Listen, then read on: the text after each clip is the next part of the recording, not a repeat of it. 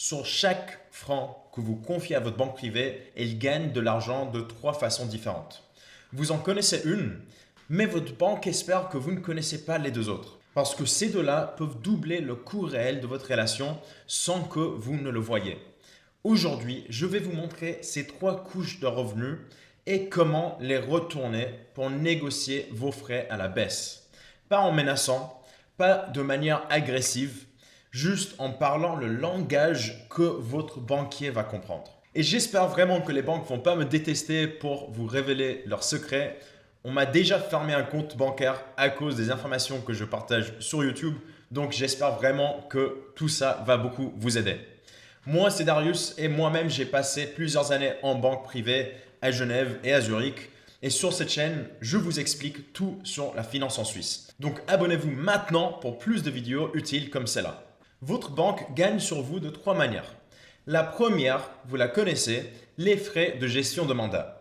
Le fameux 1%, 1,5% par an. C'est la partie visible, celle qu'on vous fait signer au début. Et aussi, si jamais cette grille tarifaire est présentée à vous comme un standard pour tout le monde, il faut vraiment comprendre que c'est plutôt un point de départ de négociation.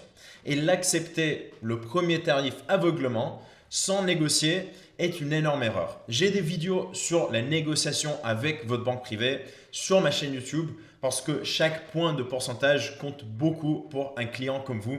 Donc regardez les autres vidéos sur ma chaîne. Maintenant, la deuxième manière que la banque gagne sur vous, c'est les rétrocessions. Parce que quand votre banquier privé place votre argent dans un fonds, ce fonds donne une commission à la banque, automatiquement.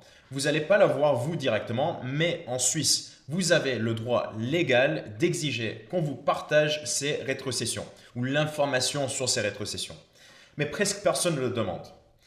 Ensuite, la troisième couche, c'est la marge sur les produits structurés. Le certificat, la note protégée, le produit de rendement qu'on vous recommande, la banque a intégré une marge dans sa construction, qui est très souvent invisible aussi. Et la combinaison de ces trois choses est que votre coût total n'est pas 1,2%, il peut monter même jusqu'à 2,5% sur certaines années.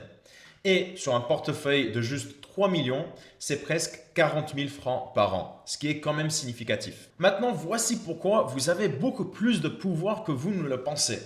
Et c'est quelque chose que normalement on voit uniquement si on a travaillé en banque. Acquérir un nouveau client fortuné coûte cher à une banque privée. Très très cher. Entre la prospection, la due diligence, l'onboarding et le temps du conseiller et de toute l'équipe derrière, on parle facilement de 10 000 à 30 000 francs pour un profil important, voire plus que ça. Et votre banquier connaît ce chiffre par cœur. Dans les dashboards internes que votre conseiller doit utiliser à la banque, il le met en avant. Et c'est exactement ça votre levier. Parce que si vous partez, c'est pas que ça lui coûte rien, ça lui coûte pas zéro. Ça lui coûte une perte sur ses objectifs, un trou dans ses fonds sous gestion et une conversation que votre banquier va devoir avoir avec son directeur que j'imagine il préfère éviter. Donc vous gardez comme client en échange d'une remise de 30 points de base, donc 0,3%, c'est mathématiquement la meilleure option pour lui. Et c'est aussi assez significatif financièrement pour vous aussi. Lui, il n'a pas besoin de vous faire une faveur. Lui, il a plutôt besoin de protéger ses chiffres. Vraiment, les gens ne comprennent pas à quel point les banques privées sont des business. Elles traquent tous les chiffres de rentabilité de chaque client sur chaque produit. Et en plus, les banquiers en interne sont souvent en compétition entre eux, dans leurs équipes, dans la banque, sur combien ils arrivent à gérer en termes de fonds, mais aussi en termes de la rentabilité moyenne de leurs clients et bien sûr sur combien ils rapportent à la banque. Donc, tout se négocie. C'est un business et sans négocier, il y a de grandes chances que vous êtes un client qui paye beaucoup plus cher que quelqu'un d'autre pour exactement le même service. Donc, voilà exactement comment vous pouvez mener une réunion avec votre banquier. Vous n'allez pas venir en demandant des choses. Il faut avoir plutôt une position plus de quelqu'un qui veut présenter. Présenter trois choses, présenter des options. La première chose, c'est le total de vos frais les 12 derniers mois. Additionné, exprimé en pourcentage de votre portefeuille. Ce simple chiffre, mis noir sur blanc, change immédiatement le rapport de force. Vous montrez combien vous payez.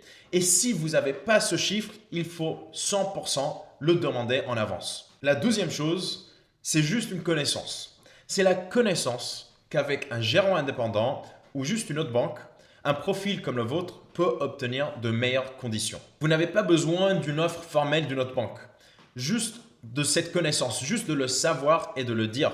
Et ensuite, la troisième chose, c'est une question à laquelle votre banquier ne peut pas vous répondre par non. On ne va pas simplement demander « Bonjour, est-ce que vous pouvez baisser mes frais ?» Ça ne marche jamais. Mais on va plutôt retourner la phrase. On va dire « Sur la base de notre relation et de ce que je rapporte à la banque, quelle est la meilleure structure tarifaire que vous pouvez me proposer ?» C'est une question plus ouverte, professionnelle, qui va forcer votre banquier à faire son travail et à réfléchir aussi plus stratégiquement. Et ça va aussi montrer que vous savez de quoi vous parlez. Et si vous voulez quelque chose d'encore plus puissant et vous voulez peut-être aller plus loin dans la négociation, vraiment pour tout minimiser, là ça devient peut-être un peu dangereux. Quelque chose que vous pouvez faire, c'est de demander un mandat sans aucun produit maison. Uniquement des ETF et des fonds tiers choisis sur des critères objectifs. Parce que la majorité des banques vont vraiment détester cette demande. Parce que ça va supprimer deux de leurs trois sources de revenus sur vous. Et la réaction que votre banquier va vous donner va vous tout dire.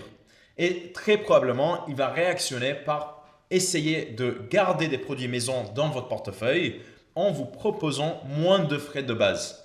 Donc ça, c'est quelque chose que vous pouvez potentiellement utiliser, mais ça, des fois, peut paraître un peu plus agressif. De base, je dirais de rester d'abord sur les trois choses, connaître vos frais, savoir que vous pouvez partir et aussi poser la question magique que je vous ai partagée. Mais pour mettre tout ça dans un bon contexte, votre banquier n'est pas du tout votre ennemi. Il fait son travail dans un système qui mise sur une seule chose, sur votre confiance et même sur votre inaction. Sur l'idée que vous ne posez pas les questions difficiles. Mais j'espère qu'après cette vidéo, après toutes les informations que je vous ai partagées, vous n'avez aucune raison de payer le tarif de juste un client ordinaire aveugle. Regardez aussi les autres vidéos que j'ai filmées sur ma chaîne YouTube pour mieux comprendre les banques privées. Par exemple, j'ai fait une vidéo il y a quelques jours sur les 7 questions que votre banquier ne veut pas que vous posiez. Et si vous avez aussi aimé cette vidéo, laissez un like, mettez un commentaire en bas, abonnez-vous et sinon à très bientôt dans une nouvelle vidéo financière.